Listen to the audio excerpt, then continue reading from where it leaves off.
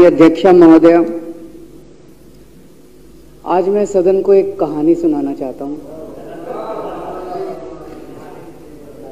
कहानी का शीर्षक है चौथी पास राजा।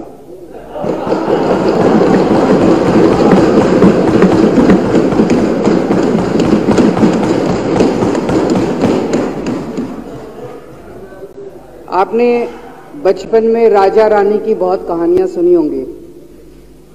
मेरी कहानी में रानी नहीं है,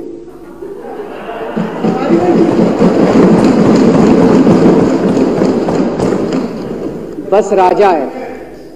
ये कैसे राजा की कहानी है अध्यक्ष महोदय, जो अनपढ़ था, चौथी पास था, बेहद अहंकारी था, बहुत अहंकार था, बहुत ज्यादा, और पैसे की इतनी हवस थी, इतना भ्रष्टाचारी था, इतना भ्रष्टाचारी राजा था। ये एक महान देश की कहानी है। एक बहुत महान देश था, कई हजार साल पुराना देश।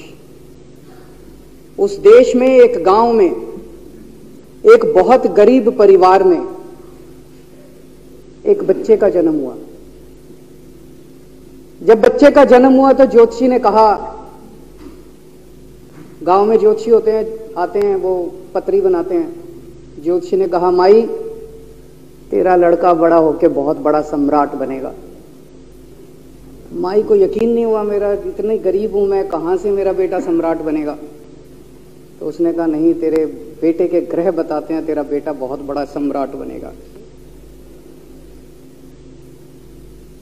बेटा धीरे धीरे बड़ा होने लगा। स्कूल, गांव का ही स्कूल था, स्कूल जाता था, उसका पढ़ने वढ़ने में मन नहीं लगता था। तो चौथी के बाद उसने किसी तरह से चौथी करी, चौथी के बाद उसने स्कूल छोड़ दिया। गांव के पास एक रेलवे स्टेशन था।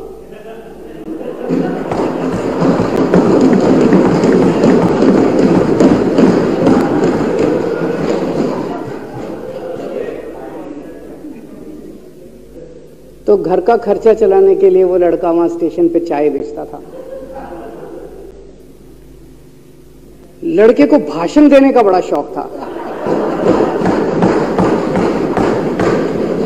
सारे गांव के लड़कों को इकट्ठा कर लेता, आसपास के गांव के भी इकट्ठा कर लेता, सामने वो खाट डाल लेता, उस पर चढ़ जाता और भाषण देता।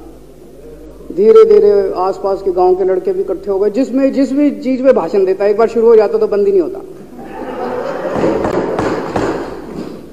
अब ज्योतिषी ने कहा था, लड़का बड़ा हुआ, बड़ा होके एक दिन उस महान देश का वो राजा बन गया।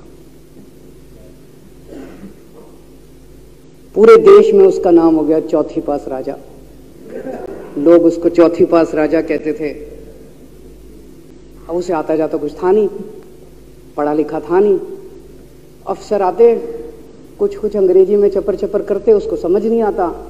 अफसर जो मर्जी उससे साइन करा के ले जाते, जो मर्जी उससे साइन करा के ले जाते। अब वो कुछ पूछे अफसरों से तो उसे भी शर्म आती थी कि मैं पूछूंगा तो उनको लगेगा अनपढ़ आदमी है, पता चल जाएगा। तो उसके भी दिल में ये रहता था, यार मैं पूछूं ना पूछूं। पता नहीं किस किस चीज पे उसने चौथी पास राजा ने साइन कर दिए।